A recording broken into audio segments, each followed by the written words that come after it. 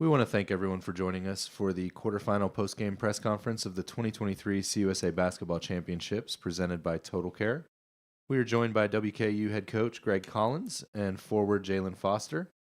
We'll make sure attending media here in Frisco have the ability to ask their questions first, and then we will move to our Zoom audience if there are any questions there. We ask that you please remain on mute until called upon, and please utilize the raise hand function to let us know you have a question for either our head coach or student athlete. We will begin now with an opening statement from WKU head coach Greg Collins before opening it up to questions in the room. Coach, whenever you're ready. Hey, I'm thankful just to get to win.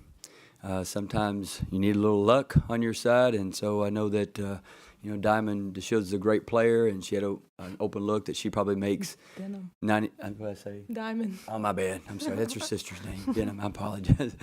And so she probably makes that layup 99 times out of 100. So I'm glad it rolled off. I felt like we did enough to win the game, and we did enough to let them back in a position to win to get back in the game. And so I told the girls what we got tonight. We survived, we advanced, but most importantly, we got some experience, some much-needed tournament experience. And so we can do a little bit better job the next game and being a little bit more focused or locked in on what we're trying to execute and what the game situation is. So I think tonight a little bit of youth showed up. But overall, I'll take young kids that play really hard any day.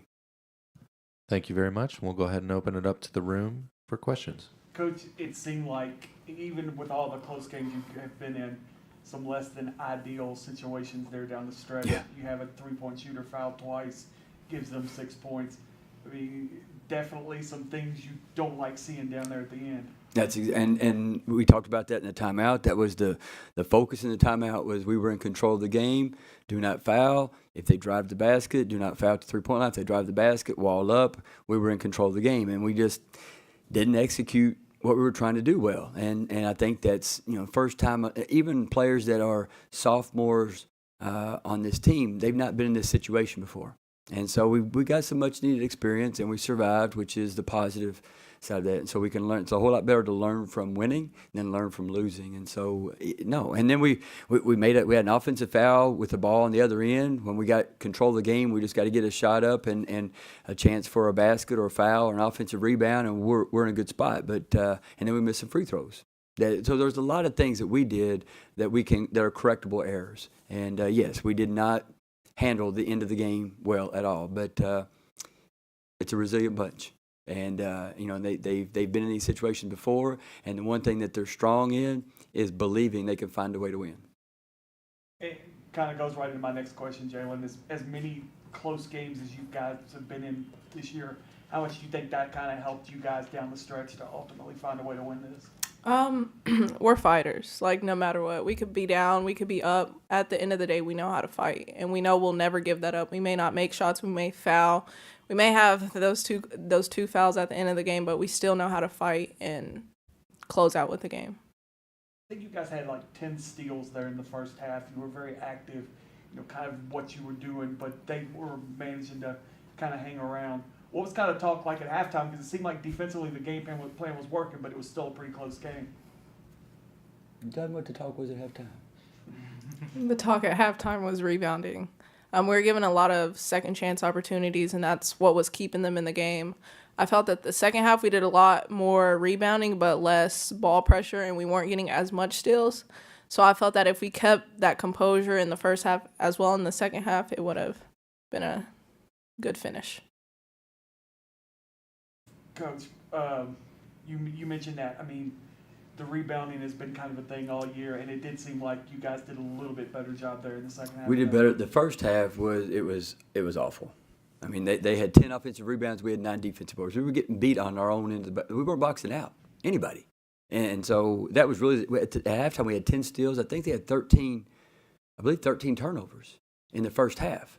And so we were doing the things that we needed to do with the exception of finishing the playoff with a defensive rebound. And actually that's every game, Jalen can tell you, every game, the most important thing, the number one thing on our board about offense begins with a defensive rebound. And so we hammer on that, we work on that.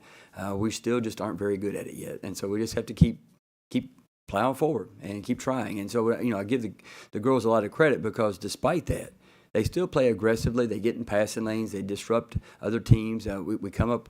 We're one of the best teams in the country in forcing turnovers and getting steals, and that makes up. That gives us.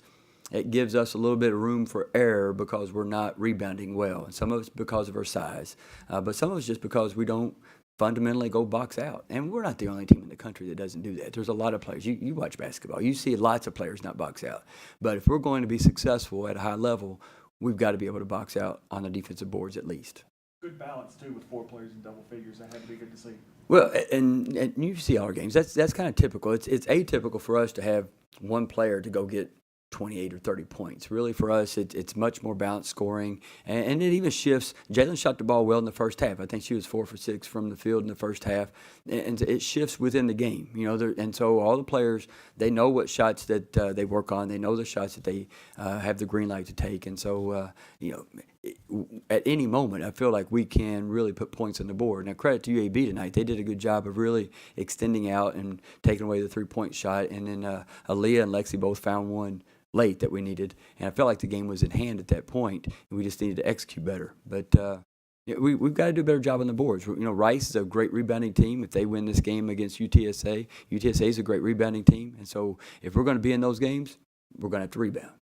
You mentioned that semifinal, Jalen, how now getting a little bit of rest and having one game under your belts here, how much does that maybe kind of help your confidence for you guys going forward, knowing the challenge that lies ahead tomorrow night? I think it's a plus. We're able to play on that court once, so I think we're more comfortable and ready to get it going, and there's no time for those mistakes, or we may not come out with a win. So we have to stay strong and take whatever team we get and stay composed and come out with a win. All right. Thank you both so much for your time. We Thanks, guys. appreciate it. Thank you. Congratulations and good luck tomorrow. Thank you.